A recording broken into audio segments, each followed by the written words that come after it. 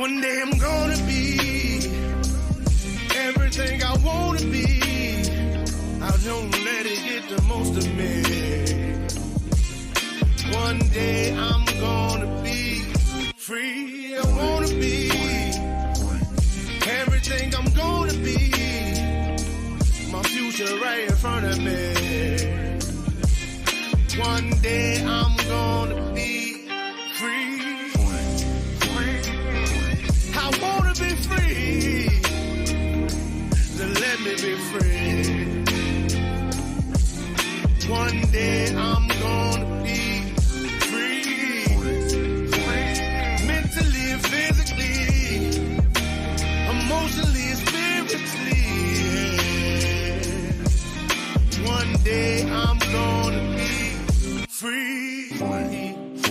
I'm standing at the crossroads. I'm feeling like a lost soul. Don't know where I wanna go, but all I know is I wanna be free. They're telling me to let it be, but that just ain't in me, no. Jealousy and envy, but all I see is I wanna be free. See everything I wanna be, exactly what I'm gonna be. Don't let it get the most of me. Eventually, I'm gonna be free. See everything I wanna be, exactly what I'm gonna be. Yeah. One day I'm gonna be free. I'm gonna be free. Let me be free. One day I'm gonna be free. Mentally and physically, emotionally and spiritually. Yeah. One day I'm gonna be free. I told them take their aim off me. Stop trying to get a name off me. If they would just let me be, I'm gonna be free. I told them take some chains off me and throw away the locks and keys.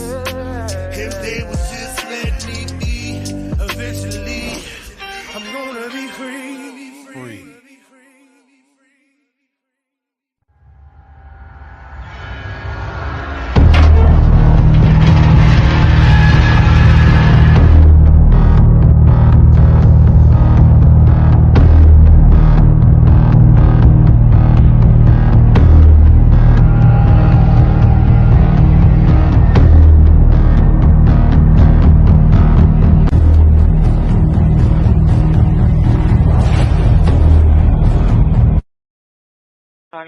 Overnight, emergency services down. 911 outages affecting parts of multiple states and even whole city police departments.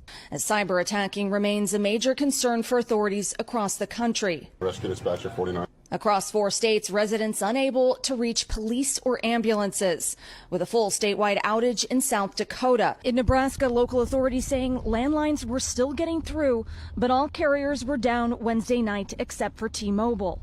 The border city of Del Rio, Texas, issuing a community alert. You may have difficulty reaching us internally, and we're having difficulty receiving 911 calls as well.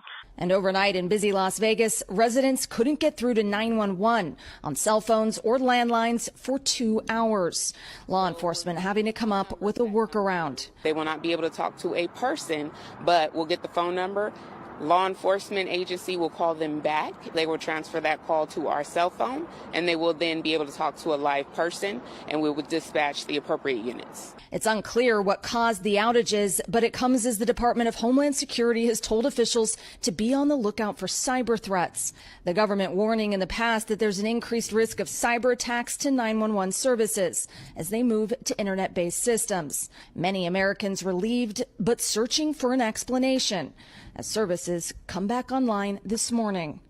Okay, so Aaron, one of the causes may be a cyber.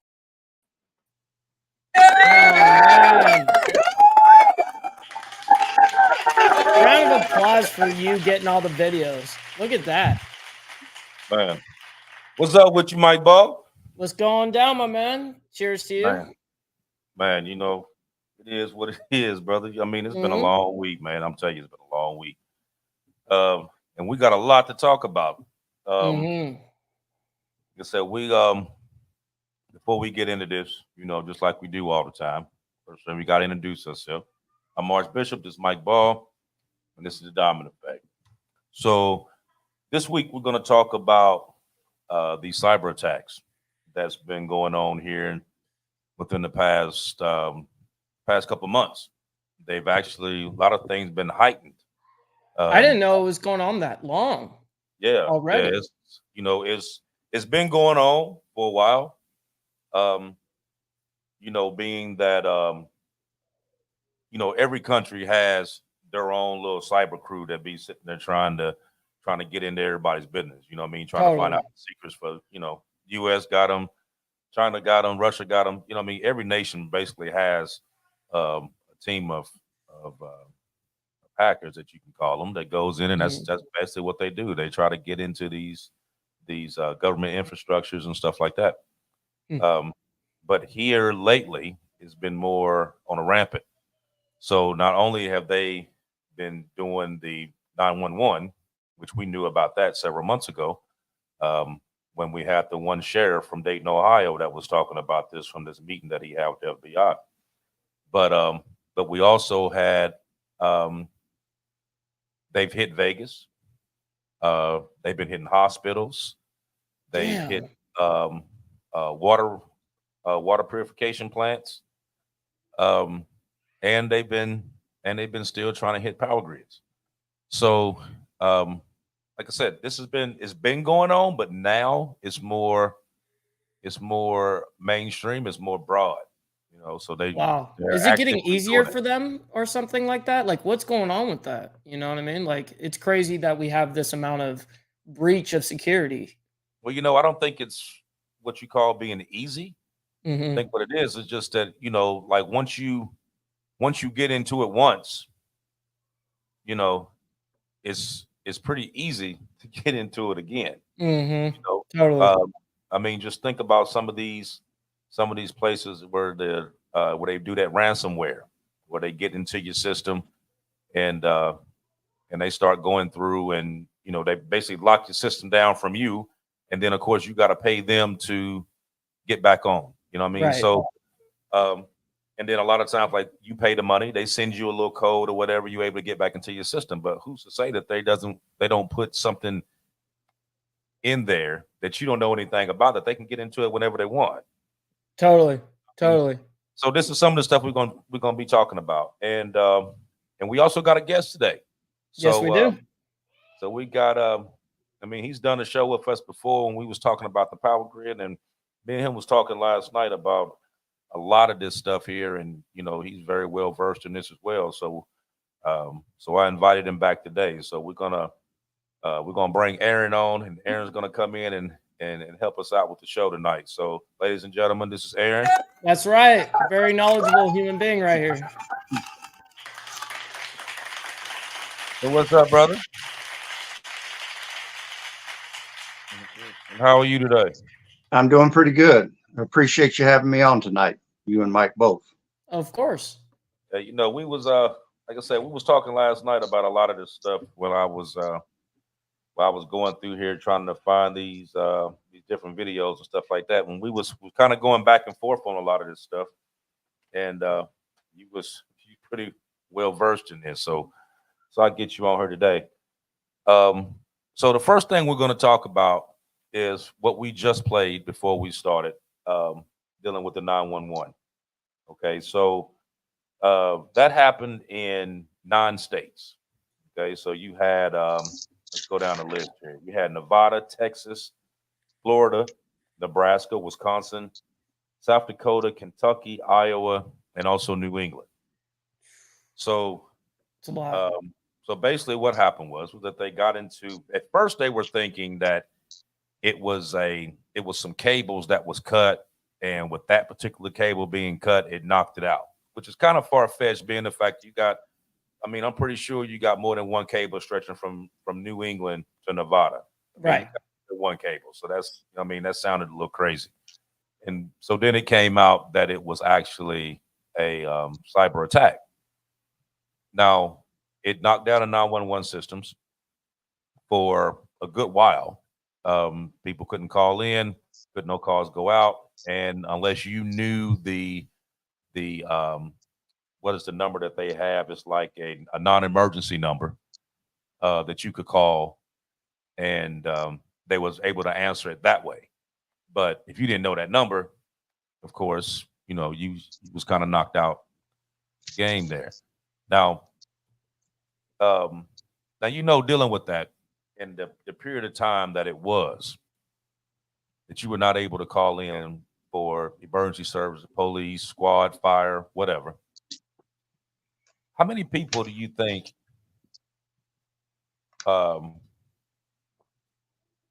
probably passed away because they weren't able to call the squad?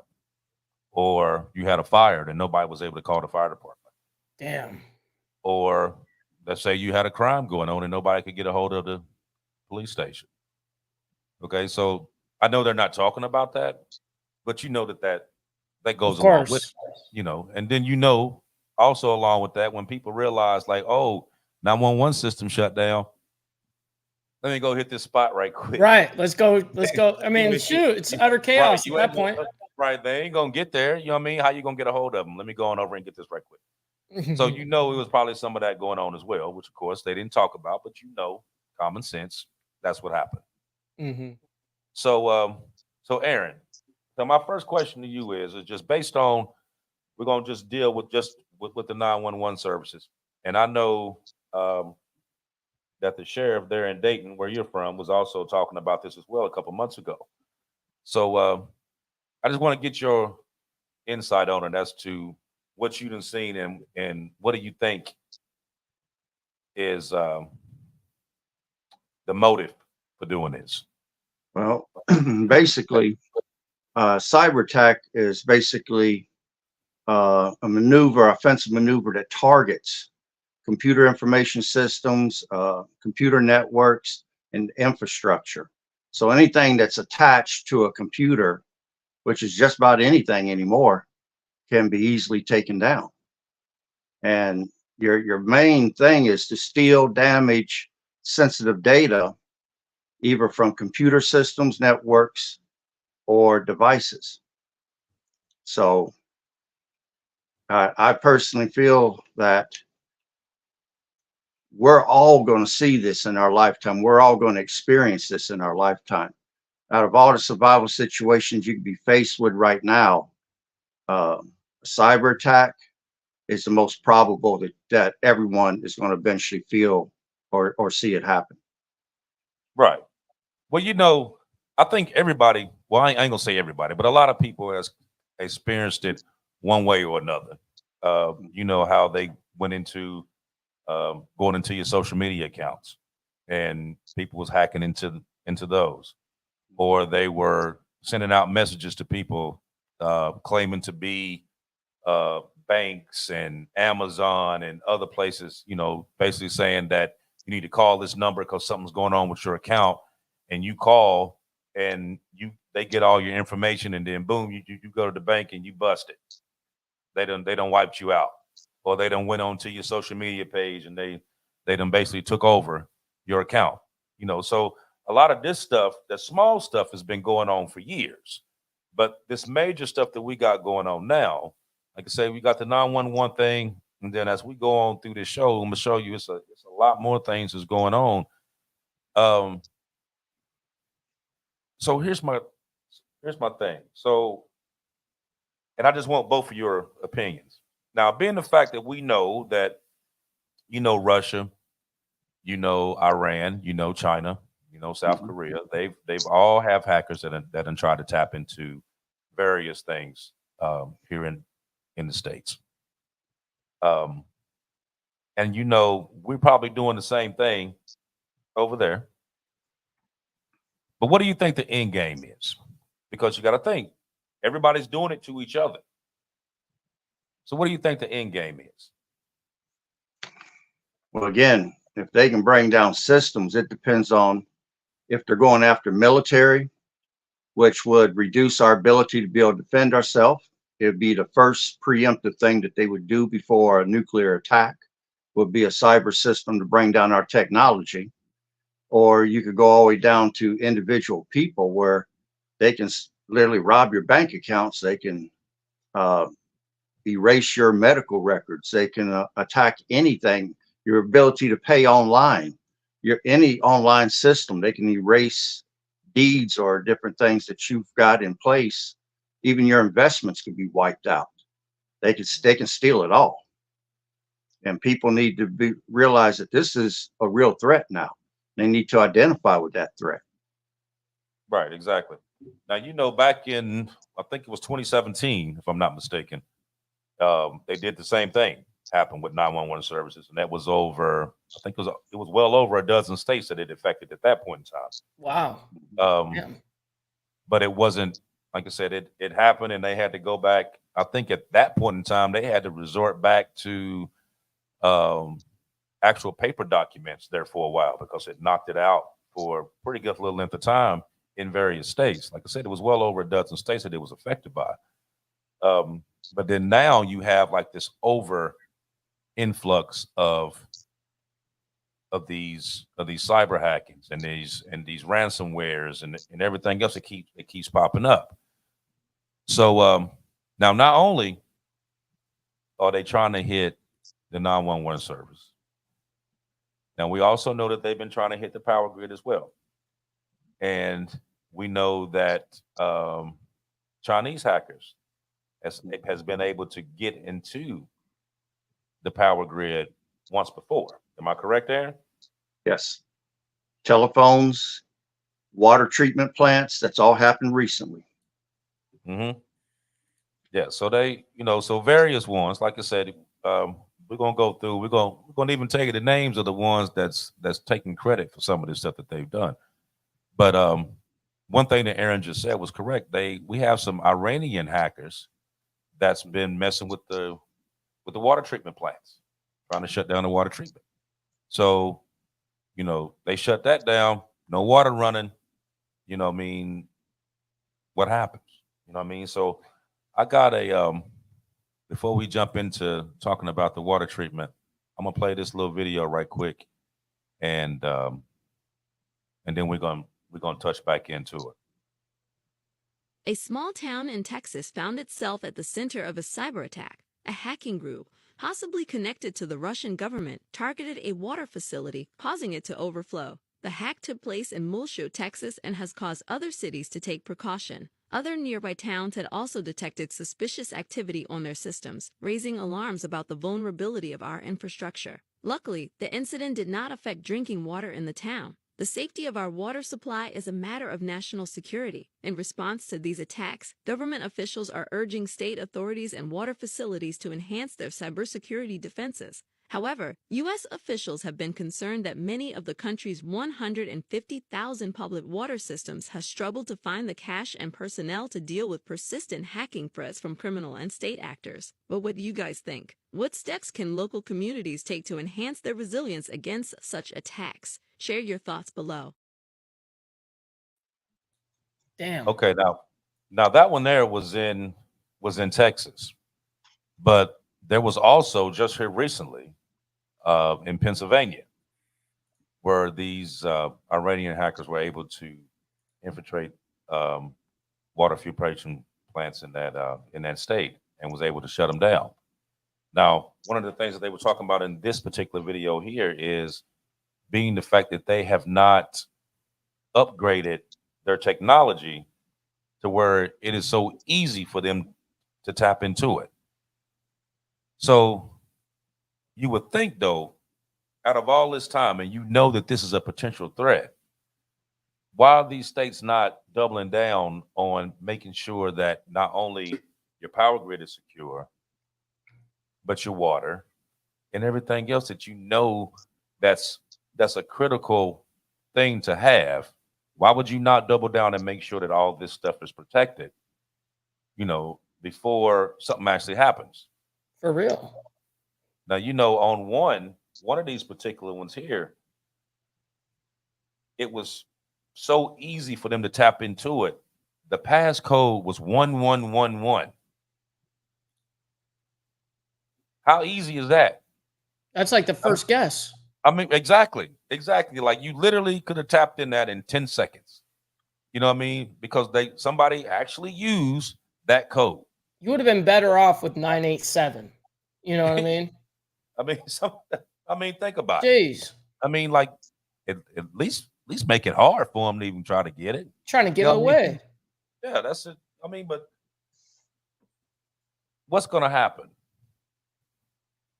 if this was able, you know what I mean? Let's say that they were able to get into this and they got into it to the point that you couldn't go back in and be able to get them out of it, you know, and be able to restore the water in those particular areas. Okay. What happens? Either one of you, what happens? I have no idea. I'll tell you what, one thing that will happen that will be negative, it will render our supply chain virtually useless. They can reroute transportation of trucks, railways, just about everything. Food and gas, supplies, essentials will not make it to the areas that we need to get to be able to purchase those items to make it through that situation. I mean, they can make it very hard on us if they get through and they hit us with a massive attack. Most of these attacks right now, I feel, are tests for what is to come. Oh yeah, absolutely. Just to see how long it would take for somebody to not only recognize what's going on, and then how long is it going to take you to fix it? You know what I mean? To go in after what you done already found. Okay, so how long is it going to take you to fix this before? Well, that was going to be something that I asked, because it's like, okay, they break in, whatever, they get into our systems, no matter what it is.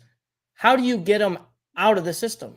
You know what I mean? Like, how does that work once they're already in? To me, it's kind of mind-boggling. It's hard for me to wrap my mind around. Well, I know there was a ship that hit a bridge, that took out a bridge, and that has bottlenecked supplies being able to move. If you saw the video, you could clearly see the power coming on and off repeatedly. And when they lost power to that ship, somebody was cyber attacking them and created that whole situation. In the movie, The World We Left Behind, that the Obamas created, all the tankers were ran ashore, and that was through cyber attack. But I'm gonna stop there. I know Bishop has something to say. No, actually, I was agreeing with what you was saying, because you know, when the tanker did hit the bridge, it just recently came out that was a cyber attack. Yeah, but I they didn't know wasn't it saying that at was. first. Now, right. At first they wasn't saying that.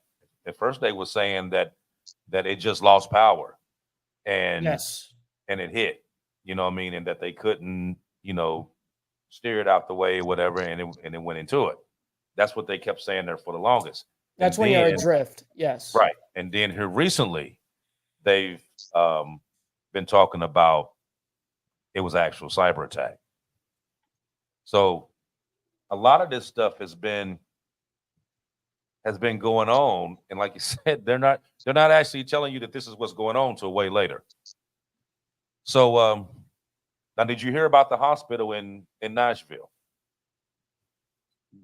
Now this was just 4 or 5 days ago. There's a hospital in Nashville, St. Thomas Hospital.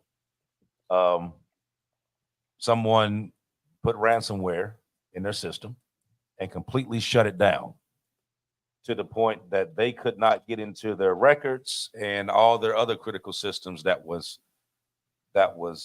structured along with their computer system, completely shut down. They couldn't do nothing.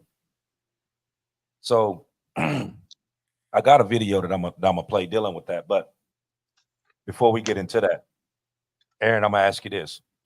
Explain to them, to the viewers, what exactly is ransomware and the reason why they actually do it. Okay, well, you have two types of ransomware. You have regular ransomware and you have ransomware as a service. Ransomware is where you're getting into the source code of a company, you're breaking it down, and what you're doing is you're injecting a subroutine into it, and you're encrypting their systems. And if they pay you enough in Bitcoin, which is the standard ransomware price, then you will give them the source code to be able to break that encryption and get control of their systems again. And then ransomware as a service is basically where you have someone like, say, for example, DarkSide, who did the pipeline incident. They can write programs and sell those on the market to other people, to the highest bidder, but they also get 10 to 25% of the money you take in on top of what they take in for writing the code for you and supplying you with that type of code information. Mm-hmm. Now, with the group that you just mentioned, DarkSide, now they're also Russian, but yeah, from my understanding, they claim that they're just after corporations. Like, they don't hit individual people. They go strictly for these different corporations that they know that they can get money from. Yeah, that is correct. They're kind of like the Robin Hoods of the cyber attack groups that are out there. They're not state sponsored, and they basically go after multi-million-dollar companies that they know can afford to pay them. They purposely avoid going after things that would affect the common man or common people on the street. They just go after the big money companies. Mm-hmm. Now, let me hit this. I'm gonna hit this video real quick. Just a quick little 30-second one. Let's talk about this one here at St. Thomas, and then we're gonna keep it pushing from there. Ascension owns hospitals, clinics, and practices all across Middle Tennessee, and they have had a major cybersecurity breach.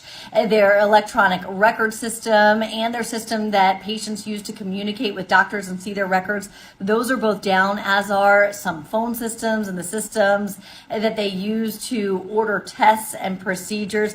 As a result, emergency room patients, some of them are being diverted to other hospitals, and some patients are having their appointments canceled. Damn. Yeah. Now, there was another one that I had seen dealing with that hospital, that there was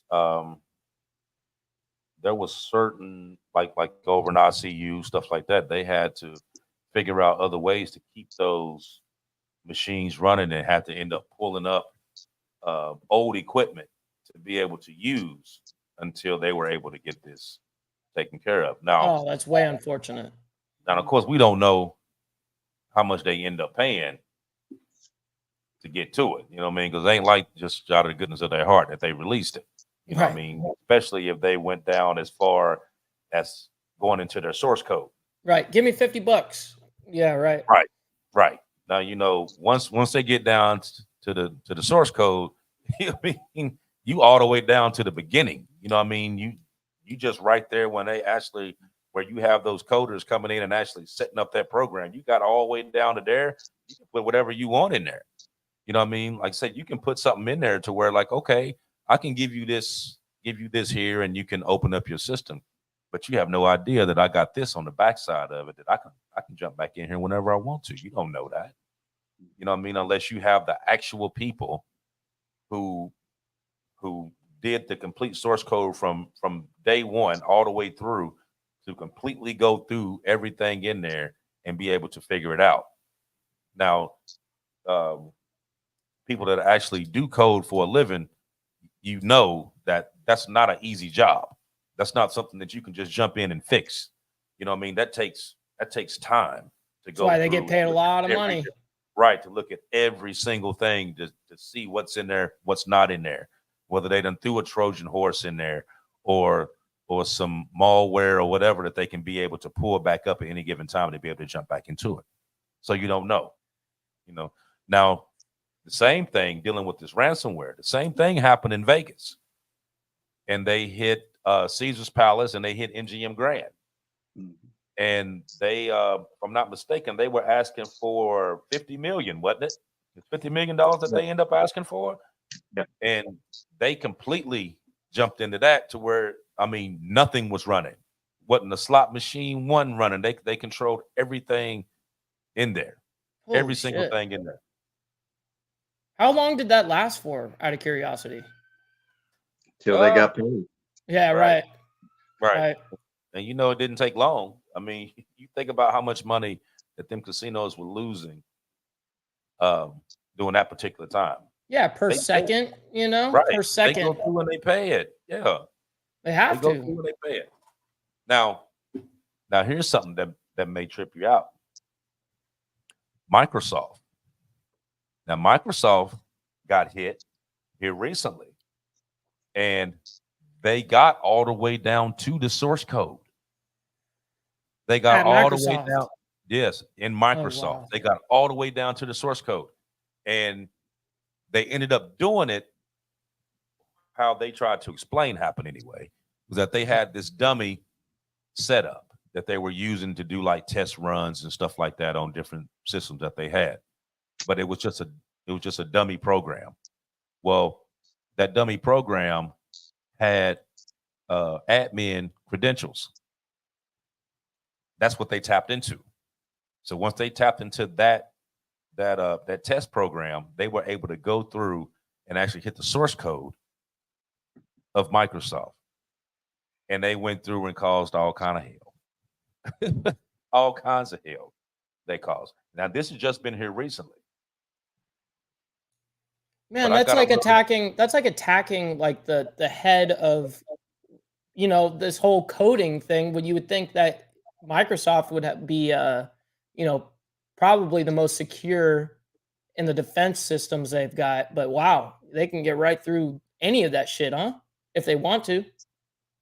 Well, you would think that, but you also got to ask yourself this question here. Now, with that test program that they had, you know, it's only certain people that even knew about that program. Oh, now you're making me think. It's like, yeah, someone from the inside for Right. So sure who has told to. Right. So who told it? You know what I mean? In order for them to know that that program even existed, somebody had to tell them. Right. Damn. You know, so yeah. So Microsoft is one of the, they are actually one of the big ironclad companies that you know what I mean, that they got everything so down packed into that it's hard for you to get into. But if you got a program like that and somebody from the inside go back and tell it, they can jump right in there and they can control everything. You know what I mean? Crazy. Like I said, who's to say that they didn't do the same thing there? But you know, so you know that they got people working around the clock to try to find every little thing humanly possible to make sure that they didn't put nothing else in there. You know what I mean? 'Cause that's what they do. Right. Damn. But yeah, I got a quick one. I got one right here. I'm gonna hit you with for this. Tell you about this Microsoft thing. The internet is a battlefield. Every nation has a cyber warfare division and its own hackers, and everyone is looking for an advantage. In January 2024, Microsoft revealed that they'd been hacked and their corporate emails were exposed. The culprit, Russian hacker group Midnight Blizzard. The attack, a brute force technique called password spraying. The attack vector, well, that's where things get interesting. I'm Keatron Evans, and this is Hacker Headlines.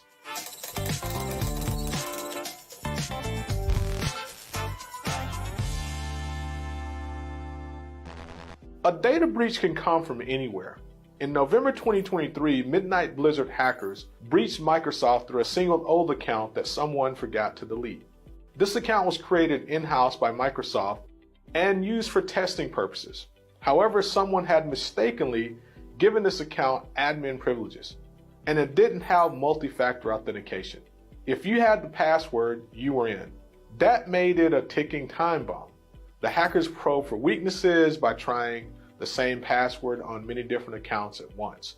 This test account turned out to be a match. Once inside, the hackers used its admin privileges to create malicious applications and elevate their access. Soon, they got into Microsoft's own email boxes and others. Details are still emerging, but in the 2 months the hack was active, at least one of the company was breached in the same way. So what does this mean for you? First, always delete old unused accounts. The hackers exploited an account that was years old and not even in use. If you aren't using a service anymore, such as an old email address, delete it. Second, use multi-factor authentication.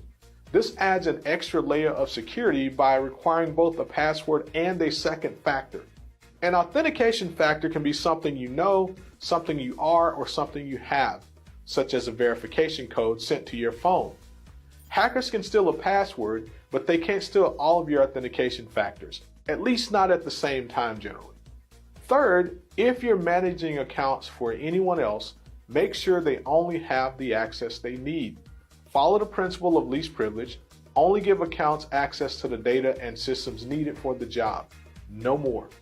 Stay alert, stay safe, and I'll see you next time on Hacker Headlines.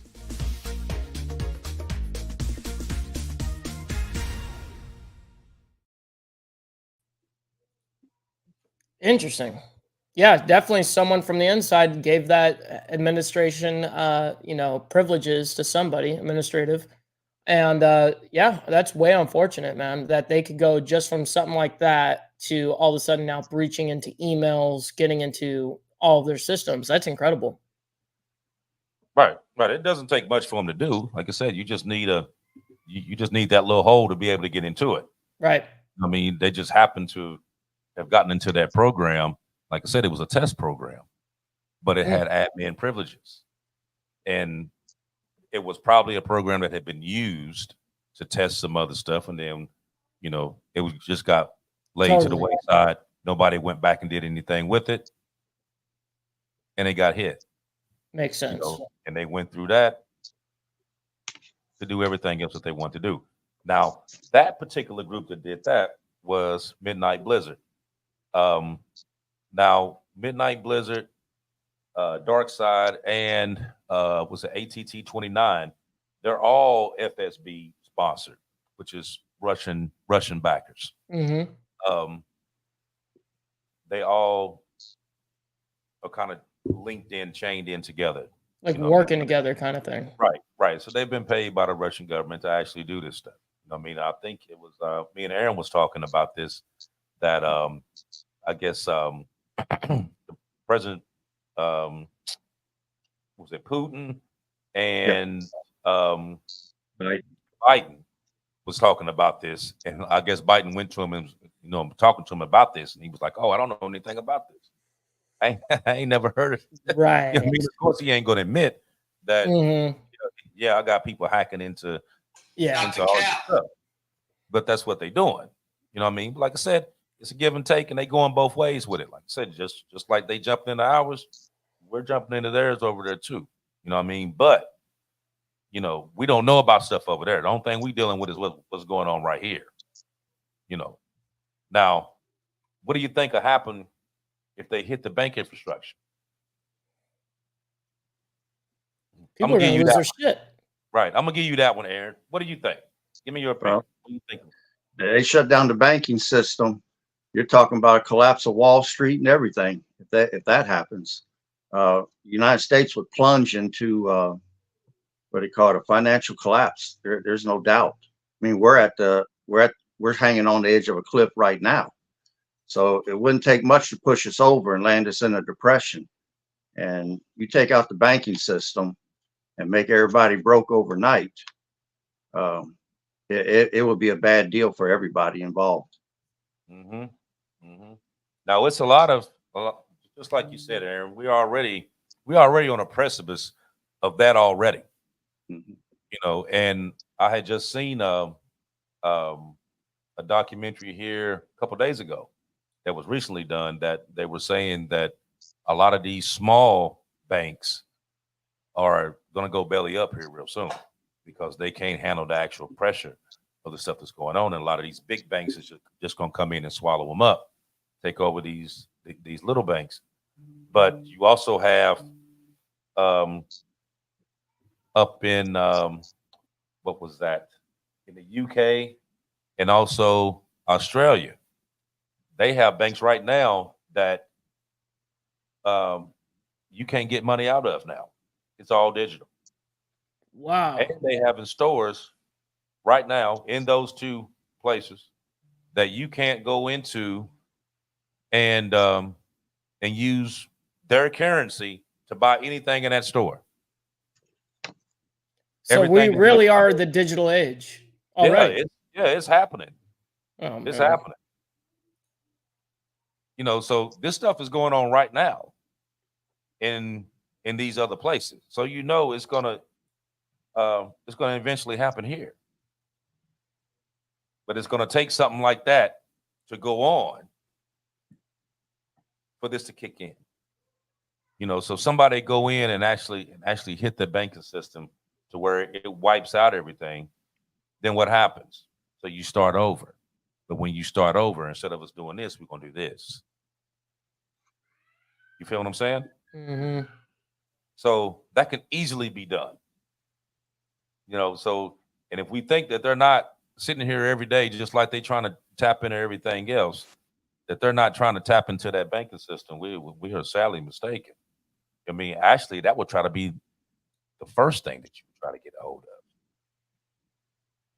You know, because it's real easy to hit. You know, if you want to knock out the power, there's ways to do it. If you want to take out the water, there's ways to do it. But just like anything, if you want to hurt somebody, take that money. Yep. Big You don't care time. about the rest of it. You hit that pocket. You hit that pocket hard enough, then you can get anybody to conform to do whatever you want them to do, as long as you control the money. You know, so that's another thing that's going on. Go ahead, Aaron. What you got, brother? Okay. I want to elaborate just a little bit more. When you were talking about Putin and Biden having their meeting, and Putin laughing at Biden when he was asking him about the hack and things that was going on, and warfare itself has taken on a whole new face with cyber technology. And cyber technology, along with virus warfare or germ warfare, that gives a person complete deniability. You can always deny that it came from you, and it's hard to prove otherwise. So we can expect to see this happen more often. I mean, just look at the amount of cyber attacks Russia has done on Ukraine. And anytime they want, they put them in the dark. And there's nothing they can do. I mean, they've literally collapsed Ukraine's economy and could continue to do it as often as they want. And Ukraine's helpless to stop them because they're not prepared for this type of warfare. But, I'll stop there right now. Is anybody, Aaron, really prepared for that type of warfare yet? Do you think, like, any country around the world really kind of prepared for that? Because I know for damn sure we are not. I'm gonna say this. I don't want to say that totally that no one is, right? Because you don't want to reveal your level of preparedness, because that would do nothing but encourage your enemies to go to the next level. Totally. So if you understand how they're going to attack you and you can defend against it, you sure ain't going to tell it, you know. So I don't want to say for sure we're not, but we're sure letting them get away with a lot, you know, for what they're doing right now. Now, now let me ask you this. Now, based on the stuff that we've been talking about so far, now let's just say, worst case scenario, that they're able to hack into one of the three that we were just talking about. What is it that we can actually possibly do to even, what can we do now to kind of facilitate if something like this took place, that you could be able to maintain either one of them? I mean, either one of the three that we just talked about. Okay. There's a period of time, and I'm going to call it after the fix. Let's say the government discovers that a cyber thing happens. We're in it for 2 or 3 weeks, maybe 2 months. We come out of it. After the fix, the first thing you want to do is update all your apps and any sort of change. I would say change passwords. Do not use old passwords, because if they can get into the system, they've already got your old information. So you want to update everything. If you've changed your address in that time period, go into your profile and change that. Get the modern information in, because I've been hacked twice.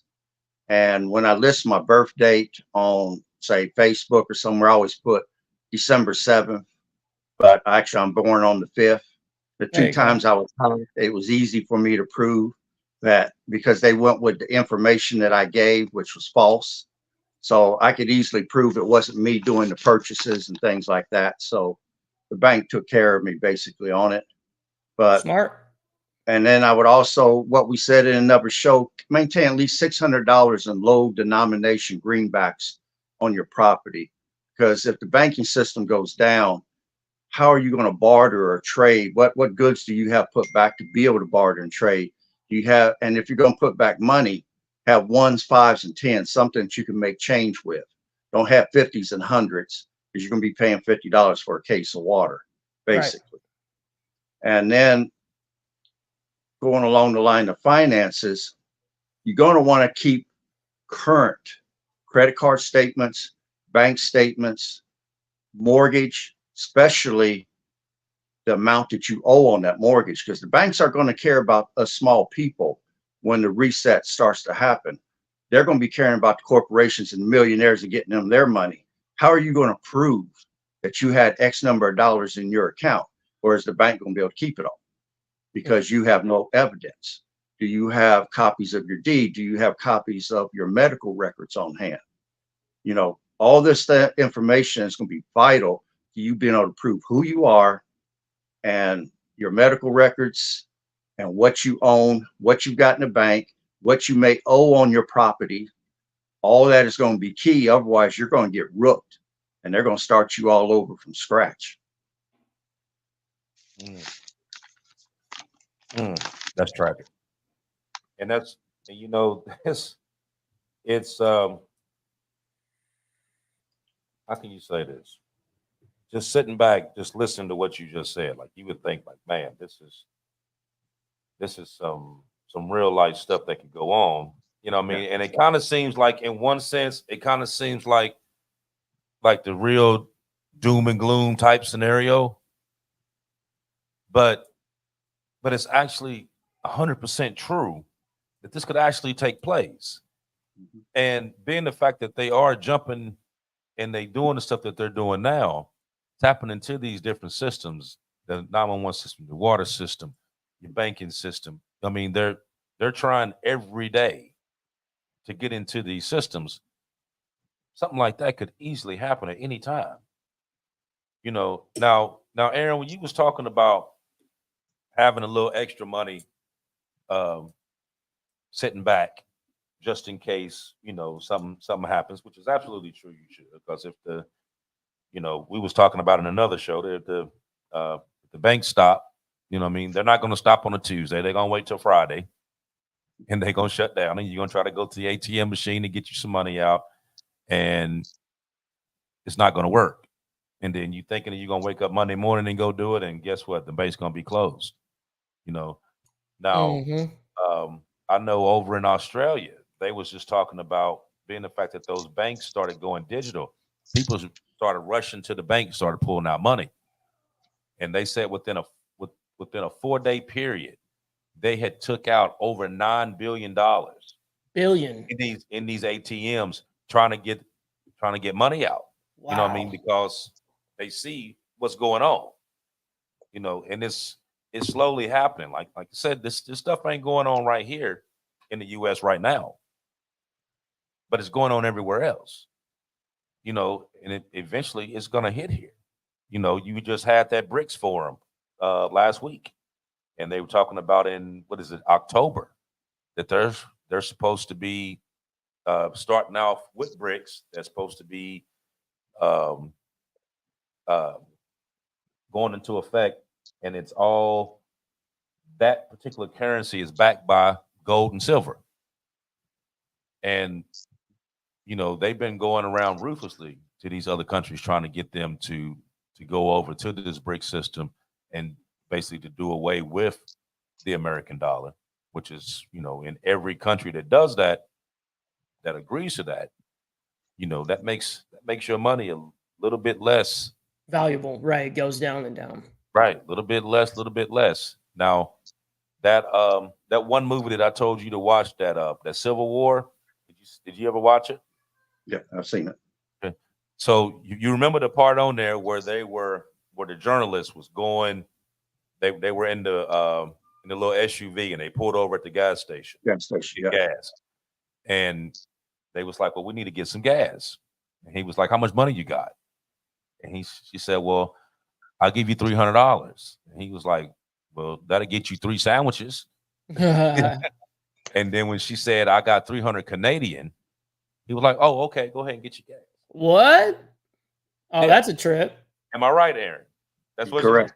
Okay. So that was saying at that particular time that Canadian money Was worth way more. was worth Right. more than the US dollar. Well, yeah, and that's crazy because we're worth $1.25 to their $1, right? So that's amazing that it went whoop. You know what I mean? Right. But they keep putting these movies out there because they slowly telling you, in their own way, without it's like it's right out here in plain sight. You just ain't paying attention to it. You know what I mean? You sit there and watch that movie like, oh yeah, it was all right movie. But you didn't catch all the little bits and pieces that they It's put when in. you read into all of Catch those on little to. things. Exactly. Mhm. Exactly. So this is the stuff that could easily happen because it's happening everywhere else right now. Did you see the news report where they said that they were cutting 42 million Americans off of SNAP and EBT? That they actually started doing that March 1st. No, I didn't hear about that. That's crazy. Yeah. That's an absurd amount of people. Yeah. So they're gonna start. So they're gonna cut 42 million people before it's over. Insane. Okay. So now People in are going one to starve. Now, what do you have? In one sense, you have people talking about, I ain't on EBT. They need to get out there and work. Right. Okay. You're going to have people, well, it's not happening to me, Okay. Right. So you got 42 million people, though. Where they going to work? You know what I mean? You ain't going to have a job for 42 million people, which means some people going to starve. Yep. People going to starve, or they going to go and they going to take what you got. Right. Go to the next door neighbor, hey, let's go see what's in that fridge over there. I mean, do you not think that if you cut 42 million people off of EBT and SNAPs, that's not going to cause some kind of civil unrest somewhere? Of course it's going to. Because people are going to have to start fending for themselves. Like I said, there ain't enough jobs to cover everything. Because as you see, just like we just talked about last week, what we say, 94% of all companies that has at least 100 employees are going to be laying off this year. Mm-hmm. So if you're laying off over here, you're taking benefits over here, what do you have left? So we're going to go back to the commodities remember back in the 70s and 80s when they were giving up those commodities, Aaron, where you had the block cheese, and you had the can. Yeah. We had the can of beef that just had the cow on it that just said beef. It just said beef. Yeah. Right. Or it had the pig on it, just said pork, whatever. I mean, you don't know what the hell you was eating. You just know what it said on the can. Could be a cardboard box in there, Right. I mean, the only thing that was good about it was the cheese for real though, because they made some damn good grilled cheese sandwiches. Yeah, that government cheese is next level, Man, I mean, it took forever to melt. You know what I mean? But when you got that thick slice of cheese on there and it's stuck to the roof of your damn mouth. Oh no. Them sandwiches was everything back then. You know what I mean? But seriously, this happens. They cut 42 million people. Actually, I got a video that he was talked about that. I just happened to look down and seen that because I wasn't even going to bring that up, and I seen it. I'm like, hold on. But if you laying off on one end, you cutting benefits on the other end, and then they were talking about also doing some kind of modification with Social Security. What happens? What happens? Everything goes, because if you remember, a lot of people don't know this, is that the reason why the US dollar would drop as quick as it dropped is because the US dollar is no longer under the gold standard. You remember that disappeared back in the Nixon administration. 1972.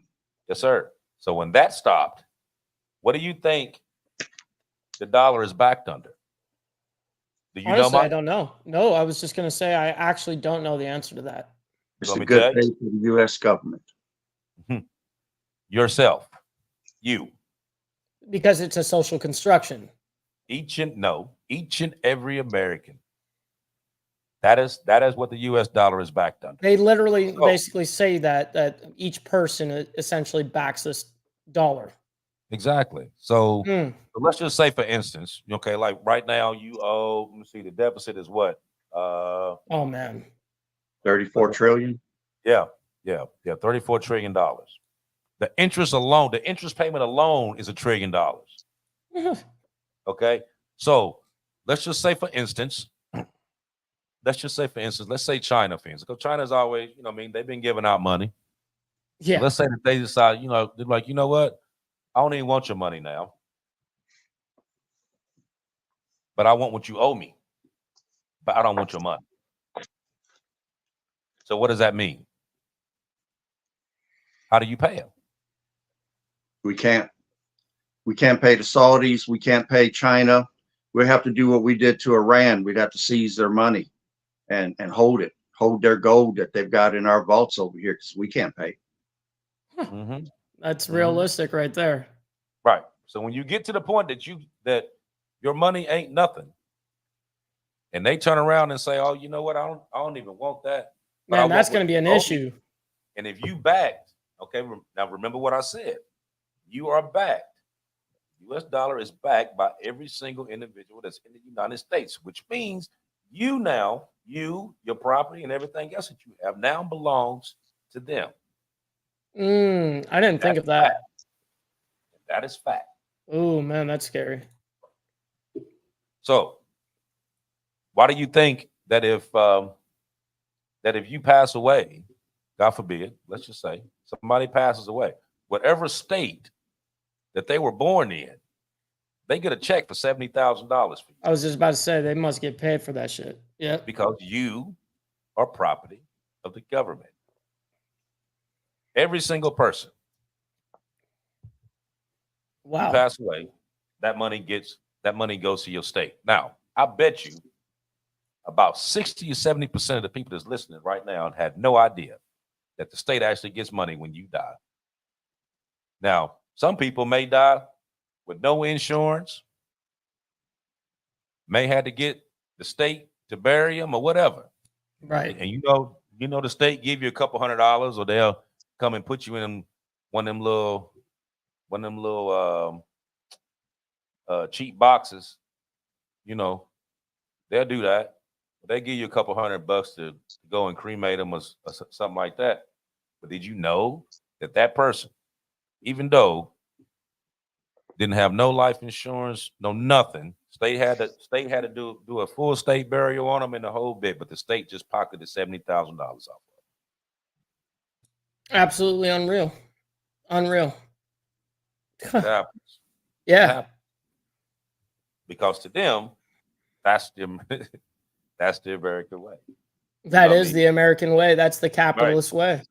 Now, here's my question. I'm going to ask you this, Aaron, and then I'm going to ask you too, Mike.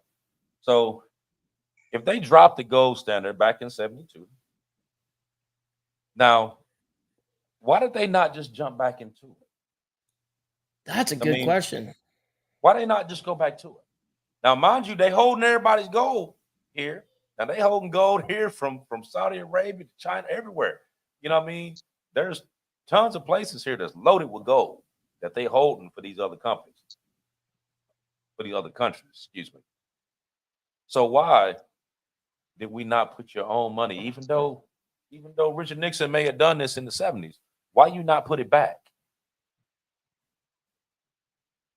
Any idea? Honestly, I would have guessed that there wasn't enough resources for it, meaning enough gold, but you're saying that there totally is. So, I mean, I have no idea at that point.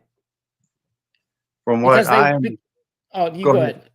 Oh, no, from what I understand, they haven't even done an audit at Fort Worth in a while. Is Fort Worth still loaded with gold for the United States, or is it sitting empty? We give away a lot of money, and sometimes we give it away in gold because those countries don't want our dollars. So If gold is finite and not infinite, then how much do we have ourselves to back our own money? Right. And then I was going to say also, well, once they have the dollar backed by a human being, wouldn't you think that they would want to keep that aspect over us and keep that money coming in off of every single death? You don't get that with gold. Well, you would think, but they didn't. You know what I mean? And then they tried to at one point in time they were talking about that they were going to back it under the oil, but you ain't really doing that either. You know what I mean? So you may do it to a certain extent, but it's not completely backed by oil. That's what the petrodollar agreement was about. Henry Kissinger negotiated that with the Saudis, that we would keep them in power, the Saudi royal family, with our U.S. military, so long as they would only sell oil in American dollars. That's what made the United States dollar take over as the world currency. It was the British pound sterling, but we took that away from them. Now we got China trying to take it away from us. Mm-hmm. Absolutely. Absolutely. So I know this is a gimme question, but I'm going to ask it anyway. Now, just like you just said, Aaron, we took it from the British, and now China trying to take it from us. Okay. Mm-hmm. But unlike the British didn't come and try to attack the U.S. for doing it, because, I mean, actually the U.S. was the powerhouse during that time because they let everybody else go out there and fight in the war, and we collected all the money. We made the weapons and we made the tanks and everything else and shipped them out to everybody, and we made the money off of it, and we didn't get involved in it until later on. You know what I mean? But by that time, we had already made everybody's money. But with this particular situation going on here, dealing with this BRICS, what do you think is going to happen if, when it comes to the point that the BRICS try to take over to the point that the U.S. dollar is no longer valid in these other countries? Can you say Great Depression Part 2? Because you can say that. Us being the world currency is what's keeping our money afloat right now. Now, compared to other currencies, nobody's currency is totally stable right now. And the American dollar is sick, but it's doing better than the others. That's the reason why it's still holding world currency status. But to try to keep from giving up power, our government is actually flirting with the ideal of having two world currencies, which I wouldn't advise that. That's just ridiculous. There's only one king of the hill, and it's the American dollar right now. Now, you let China come up there and share that status, and what is China's money? What is BRICS money being backed by? Gold and silver. Mm-hmm. You don't want that. You don't want that. And now we got the Saudis, who we kept in power. They're backstabbing us because now they're signing on with BRICS. Yep. And then the petrodollar agreement is with us, but now they're getting ready to turn their back on us because they're smelling more money and they're smelling gold coming from the Soviets and the Chinese and everybody else that's a member of BRICS. Mexico's even talking about joining BRICS. I mean, this is a real threat to our currency. And with the cyber attacks going on too, they try to bring down the infrastructure and bring down the banking and other stuff. I say right now, I tell everybody, you better have a minimum of 3 months of food and water on hand and figure out what your electric needs are and get you a generator. And if you've already got a gas generator, then after 3 months, gas is going to get scarce over here and get very expensive. So I suggest you have a solar generator to back up that gas generator. But you better look to yourself and what it's going to take to get you through. Right now, I have not seen a cyber attack last more than 6 or 8 weeks. So I would say if you got 90 days or of food on hand, you might make it to the way it ends. But there's rumors that they can shut our power grid down for up to 2 years. And wow, man, that's something just to contemplate, that you could go without power, without communications, without any sort of services. I mean, how are you going to get your teeth worked on at the dentist's office if you don't have power? I mean, how are you going to get your operations done? I mean, this is major, and people need to take notice of it and put some things in place to prepare for this. This isn't no game. This is nothing to play with no more. True. Now this is just me talking. It's just my personal opinion. Now, if all of that transpired, okay, and then let's say that BRICS do actually come into effect, and then, like you said, you're absolutely correct about Saudi Arabia actually going against the treaty that was actually signed. What's going to happen is somebody about to fight. Somebody about to fight. So somebody you're saying wartime. You damn right. You damn right that's going to happen. Because I'm going to tell you, they're not by any means going to sit there and just let them take over. No, sir. That is not going to happen. That is not going to happen. They're going to go to war. You know what I mean? And it's kind of like right now, like if you pay attention to a lot of stuff that's going on right now, they slowly getting put in these places. Because you think about it, you got the U.S. over in Israel right now, right?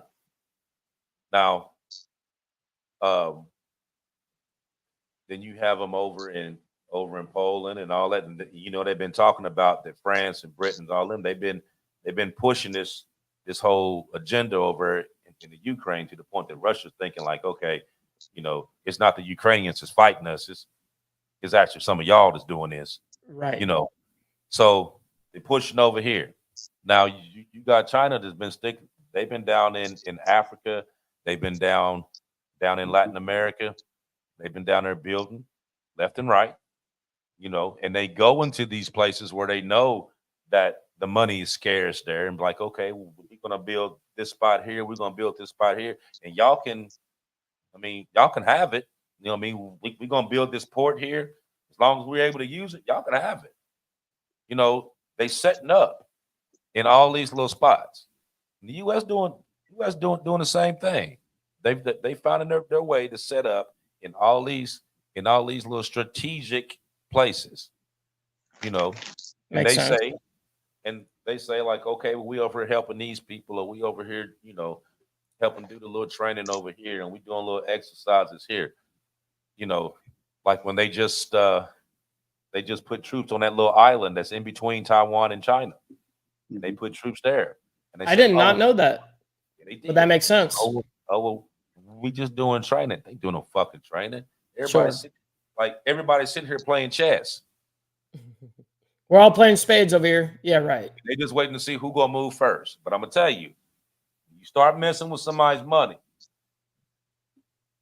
That's when all the chips, you know what I mean? Game over. No. I mean, like y'all gonna sit here and do all this other shit that y'all want to do. But if you mess with my money, you're gonna pay for it. Yep. And that's exactly what's gonna happen. Yeah, I see that now, that especially being called out. Yeah. Right. How could it not happen? And we're gonna suffer over here because there's gonna be some stuff that's gonna go on here. Of course. We're gonna suffer for it. You know what I mean? But it ain't gonna go as easy as you may think. There's gonna be some fighting involved here. The government's not gonna just allow that to happen. Lord no. It's not gonna go that easy. It's gonna be a knockdown drag out on that. Yeah. You have to take this. You gotta be the powerhouse of the world. You're gonna have to, you know, hold up your end of the powerhouse. Yeah. Right. You know, so wow. But getting back to this, you know, the one video that we was watching when they was talking about these emails, these different email addresses and stuff like that. Now that's something that I had to actually go back and do myself. I need to go through and start deleting some of these old email addresses, these old programs that I'm not using anymore. I'm guilty of that shit. That I got passcodes to, you know, and I think just about everybody then probably done got an email one point in time or another that there's been a data breach somewhere in one of these places that you done put. I get them all the time. Right, that you got to go in and change your passcode to and stuff like that. And a lot of them, that I had data breaches for was for programs that I ain't even used in like forever. You know, Yep. so I just went in and just deleted the whole program altogether. But I mean, I think we need to start being a lot more proactive about that. You know what I mean? Actually doing that two-factor authorizations. I mean, I do that on all my programs. Smart. But getting rid of a lot of this stuff, a lot of the old emails, old programs, two-factor authorizations, and be careful about these messages that you're getting online. You know, like you get messages from like Social Security, you get messages from Amazon, you getting messages from all these places. I mean, some of these places you got to realize that they're not going to send you a message for. You know No, what I mean? and something that I've actually They're not gonna learned. call you. Right. They're not going to call you asking you no questions. The IRS is not going to call you. Right. You know what I mean? They're not going to send you. They're not going to send you certain stuff that you're going to be like, you know. And if you're talking to somebody and you know damn well, I had a call one time. Somebody called me from the IRS, but he IRS. Yeah, but he had a Indian accent. So as soon as I heard it, and I'm like, "Who you call me from?" I'm calling you from Internal Revenue Service. Now I automatically knew it was a lot, automatic, because I knew number one, the IRS not gonna call you. Number two, damn sure ain't gonna get no English, no Indian. Not gonna get no Indian speaking dude calling you from the IRS. They ain't, it ain't gonna happen. You know what I mean? So it's going to be a Jewish lawyer, you know, calling you. You know? Right. I'm listening to him and I'm letting him say all he gonna say. And I'm cracking up the whole time, and I'm just saying random stuff to him, and you know what I mean. And I'm doing it purposely to make just him mad. joking with him. Yeah. Right. I'm doing it purposely to make him mad. You know, and actually, I'd made him so mad that before, like I told him, I said, "Well, I'm gonna hang up, and you just, you know, what I mean, if you're gonna send the people over here to get me, then just send them. I'll be out here on the porch waiting for him. I'll holler at you later." And as I got ready to hang up, I heard him say, "I hate him." That's perfect. I heard him clear as day as I'm getting ready to hang up the phone. I hate him. Damn. One thing I've noticed about those emails, you know, the calls is a little bit different, you know, but the emails, I'll get them all the time. I have like 110,000 unread emails, right? So I'll get them all the time. And when I see, whether it be Amazon, whether it be something stupid like that, whatever, asking for information or sign in or whatever, it could be Wells Fargo, let's just say, and you'll get this email. And what I always do is I always see where it came from, the sender. You know, if it came from wellsfargo.com, whatever, okay, then it's legitimate. But there's usually some sort of like super long H&M, you know, or they try to make it as close as possible to Wells Fargo with like 2 eyes or something like that, and Wells, you know, whatever. And you'll see that and be like, okay, that's fake right there. And so a lot of the times, look at the sender, guys. You know, that's definitely going to help as well. Mm-hmm. What you got for us, Aaron? Oh, I'm just listening right now. I'm just waiting on you guys to touch on something else. That's right, Steven. Or you win a cruise ship. Cruise trip. Yep. Absolutely. That's true. I already know them a lot already. You know what I mean? Some stuff you just already know. Yeah, you know for sure. Right. And you know you don't have no descendants that done left you $20 million. You already know it ain't happening. Now, how many people you know that got hit with that? You know the emails I'm talking about? That they say that you know, I mean, you got this loan loss person, or you got somebody that's inherited all this money, and they need you to do XYZ, and then they gonna split the money with you and all that stuff. You know, I've only gotten a couple of those emails, surprisingly. I mean, because people still suckers for that get rich quick scheme. Totally. You know what I mean? It happens. They still sucker for that because it's like, you know, it's wrong, but in the back of your mind, you'd be like, you know, what if this one was actually real? Mm-hmm. And I just passed this up. Right. Right. I just passed up $400,000. What happens then? Yeah. You know. Yeah, the mind is wild. It happens. But Aaron, me and you was talking earlier, and you had some stuff that you had wrote down that you wanted to share with the people. So I'm gonna give you your time to do that, and then after you finish that, then we're gonna close it out. But he was talking to me about some stuff that he said he wrote down, and I wanted him to be able to share that. I've made some notes. Basically five things to do to help have you better and prepared for a cyber attack or be able to make it through one. And like I said, after the fix, you want to update all your systems and apps, change passwords, don't use past passwords, update your profiles, have $600 in low denomination greenbacks around the house. When it comes down to finances, you want to have records of credit card statements, bank statements, proof of mortgage and what you owe, title to your car, proof of investments, where even all the way down to your IRAs or trusts that you've got set up and how much you got in them. Copy of your medical records, and the medical records probably be the easiest thing to get. Next time you go to the doctor, just tell them that you want a copy. They can run it off. It might be 4 or 5 sheets of paper, but just Not keep mine. it. Yeah. Mine's about this thick. Okay, you got a book. Okay. Yeah. Okay, then third item is going to be water. I've always recommended 10 to 15 cases, but in the case of a cyber attack, you want to have, knowing that cyber attacks are going to attack water treatment plants, you want to be able to store water for 3 months or more. So you want to have enough water to last 3 months or more.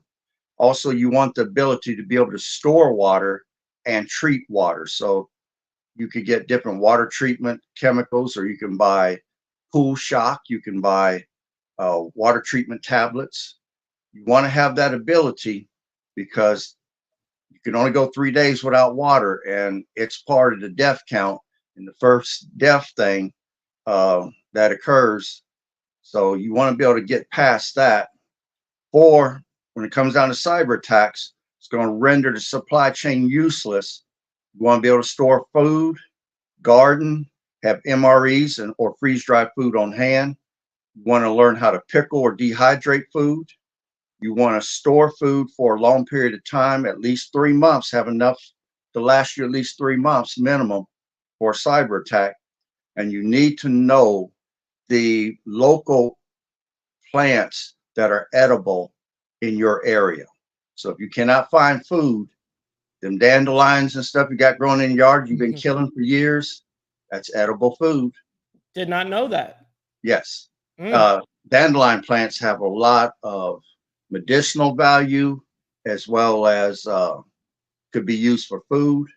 And then you can even make dandelion wine. I don't know if you ever tried it or not. No, that's awesome. That's some country boys. I can tell you about it. He ain't country, Aaron. He don't know nothing about it. Now I'm moving to the country though, so. Okay, and then lastly, it's going to be energy. All forms of energy is going to go down. Utilities, fire, police, emergency services, financial institutions, all going to go down. So you definitely want to get your generator. You want to define what your power needs are going to be and get a generator that will meet those needs. And you don't want to exceed the wattage on the generator. You want to stay under that wattage. But like I said before, gasoline after the first 90 days is going to get super expensive and super scarce. So if you can get you a solar generator as a backup to the gas generator, that's going to be great. You want to store batteries, flashlights. You want to have the means to cook and purify water. And you want to, if you live up north, you want to have a means to be able to heat your house, whether it's a fireplace, wood stove, propane heaters. You want to have those things in place and ready to go because you don't know when it's going to occur. So those would be the 5 areas that I would strongly recommend that you cover. And if you can cover those, then you're going to come out of the situation a lot better than someone that's totally gets blindsided. So I'll stop there. Wow. That's I mean, awesome. those are really good tips to have to know. Absolutely. For sure. Absolutely. You know, with this show, like I said, a lot of the shows that we've been doing lately, you know, they've all kind of connected with each other. That's in right. some way, shape, It's like form. a circle somehow. Like it's all coming back to itself. Yeah. and it wasn't actually meant that way. It was just certain things that kept popping up that needed to be talked about. And then as you started getting involved in it and started doing your research on it, and you started seeing where these dots started to connect together. So we put this stuff out there because this is stuff that you need to know. This is stuff that's being put out there that's it's going to save your life, or if it doesn't, or it'll give you longer life because it's right. It'll definitely make it possible. Right, because we're telling you what to do and how to do it and how to prepare for it, and like even I was telling my mom just this morning about some stuff, and I was about being able to back your money under gold and stuff like that. And there's a lot of different programs that do that now. They even go as far as that you can take your 401k or IRA or anything like that and be able to back it into gold and silver. Really? Yeah. Wow. Yeah. It's a lot of programs that's actually doing it now. That they're I buy gold and silver. Yeah, so they're doing it to where you can actually buy physical gold, or you can buy it and they have it stored in places for you. I would rather just have mine. Totally. You know what I mean? If I buy it, I want it. You know what I mean? I'll deal with the security of my own gold. Thank you very much. Right. Yeah. I don't really trust the fact that you holding it somewhere like, I want it. Right. If I bought it, I want it. I want to see it.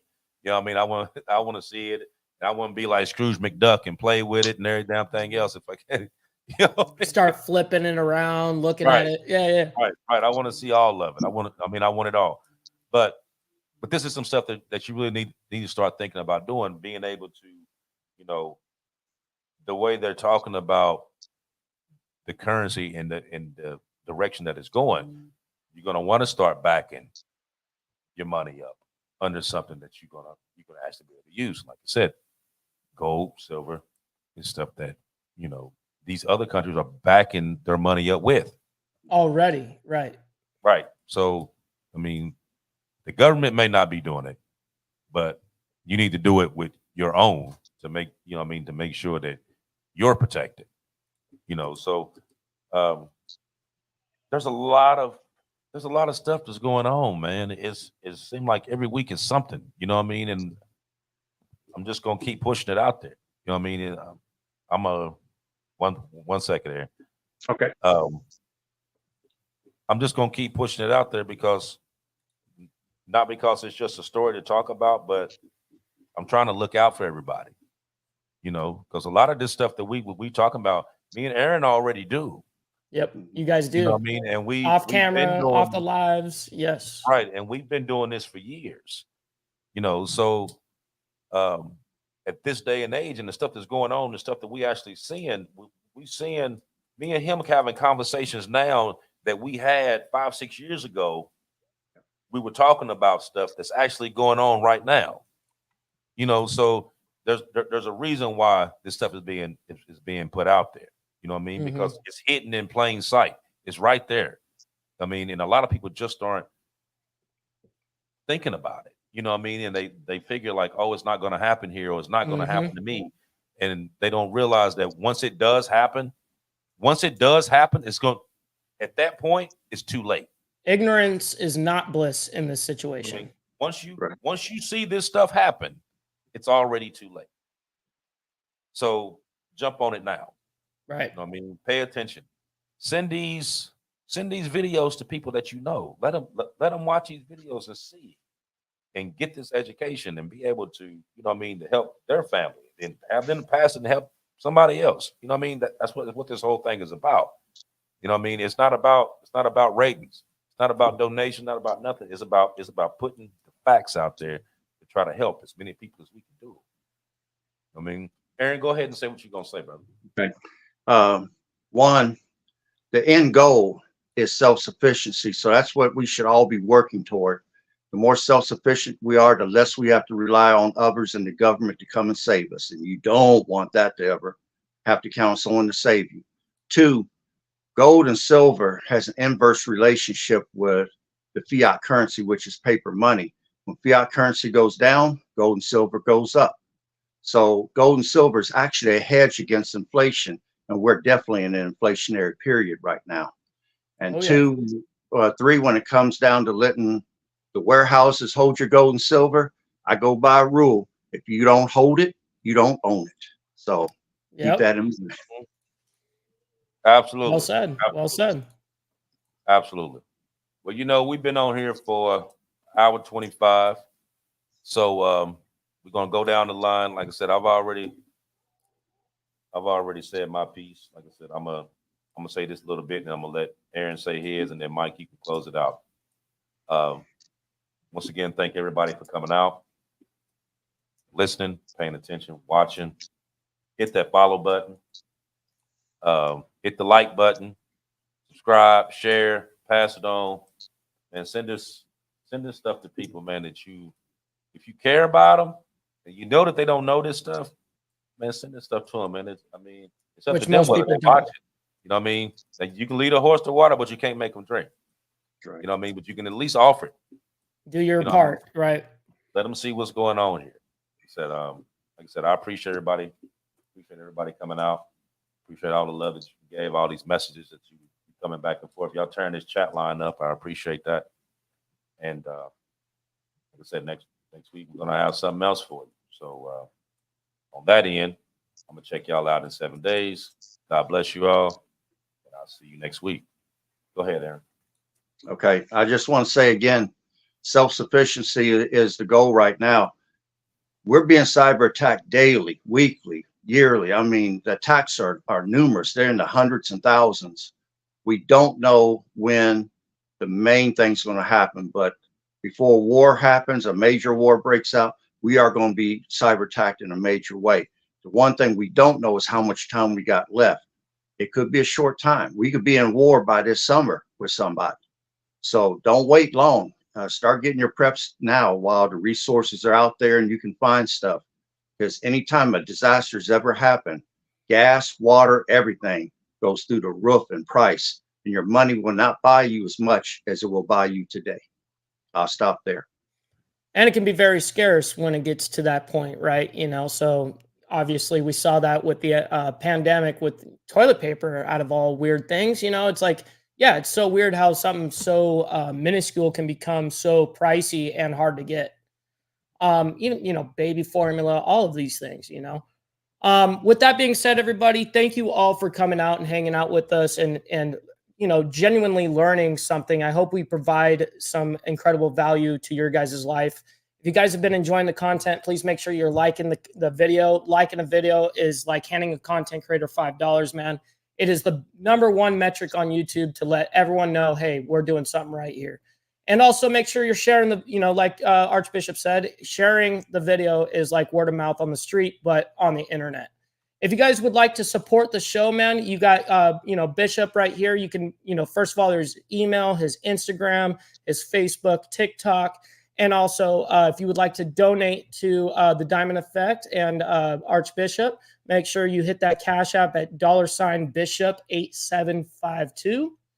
And also, if you would like to support me on my side, my YouTube channel has been completely demonetized until July 3rd. So I would very much appreciate it. We got Cash App at our $Ball Valve, Venmo at Ball Valve, and PayPal, ballvalvetv@gmail.com.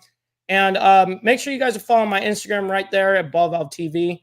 I very much appreciate every single one of you guys. And until next time, which is going to be in 7 days, I hope to see you guys back here real soon. Aaron, thank you again for being here. It was an honor to be here. It's always amazing to get your input, to get the knowledge that you have, and we're blessed to be able to learn from you.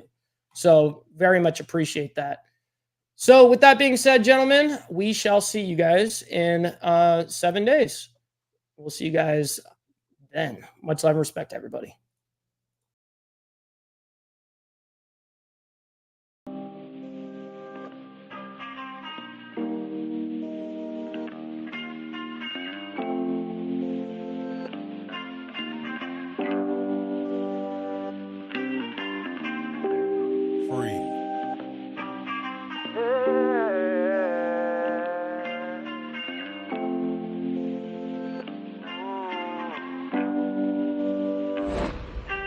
One day I'm gonna be everything I wanna be. I don't let it get the most of me. One day I'm gonna be free. I wanna be everything I'm gonna be. My future right in front of me. One day I'm gonna be free. I wanna be free. Then let me be free. One day I'm gonna be free. Mentally and physically, emotionally and spiritually. One day I'm gonna be free. I'm standing at the crossroads, feeling like a lost soul. Don't know where I wanna go, but all I know is I wanna be free.